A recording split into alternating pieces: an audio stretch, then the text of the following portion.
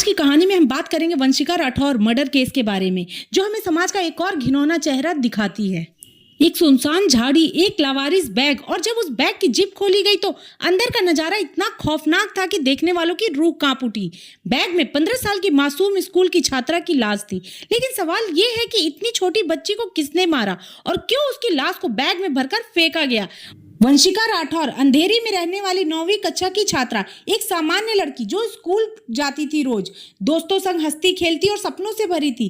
लेकिन किसी को क्या पता था कि उसका पीछा किया जा रहा है। उसका पीछा करने वाला कोई अजनबी नहीं बल्कि जुहू इलाके का रहने वाला 21 साल का संतोष मकवाना था।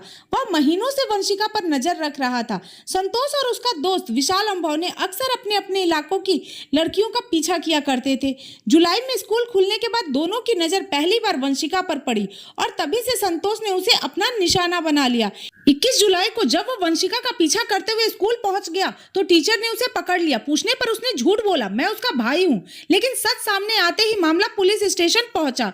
वंशिका की मां और भाई ने उसकी पिटाई की और पुलिस ने चेतावनी देकर छोड़ दिया। लेकिन यही पल था जब संतोष के अंदर बदले की आग धधक उठी। संतोष ने ठान लिया कि वंशिका को उसकी ना कहने की कीमत चुकानी होगी। उसने अपने दोस्त विशाल के साथ मिलकर हत्या का प्लान बनाया, चाकू खरीदा और सही वक्त का इंतजार करने लगा।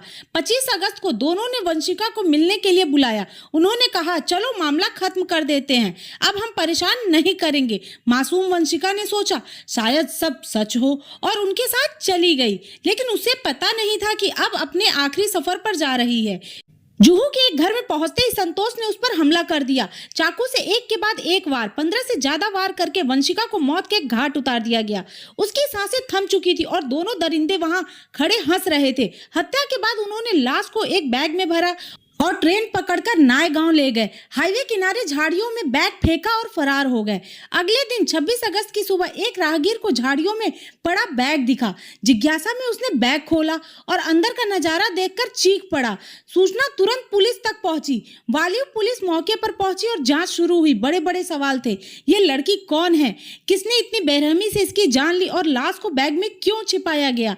वंशिका की गुमशुदगी की रिपोर्ट पहले ही दर्ज हो चुकी थी। शव की पहचान होते ही मामला अपहरण और हत्या में बदल गया। पुलिस ने रेलवे स्टेशन के सीसीटीवी खंगाले।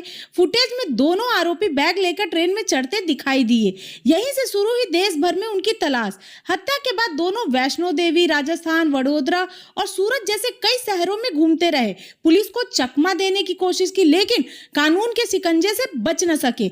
आखिरकार 1 सितंबर की रात गुजरात के पालनपुर में स्थानीय पुलिस की मदद से संतोष मकवाना और विशाल अम्भौने को गिरफ्तार कर लिया गया। 15 साल की मासूम वंशिका, जिसने सिर्फ अपना विरोध जताया, अपने हक के लिए ना कहा, लेकिन उस ना की कीमत उसे अपनी जान देकर चुकानी पड़ी। यह केस सिर्फ एक मर्डर मिस्ट्री नहीं है, बल्कि समाज के लिए एक आईना है, जहां लड़कियों का पीछा करना, छेड़ना या जबरदस्ती दोस्ती करना मजाक नहीं बल्कि घातक अपराध है। वंशिका तो चली गई, लेकिन उसकी कहानी हमें बार बार यही याद दिलाती है, ना का मतलब हमेशा ना होता है।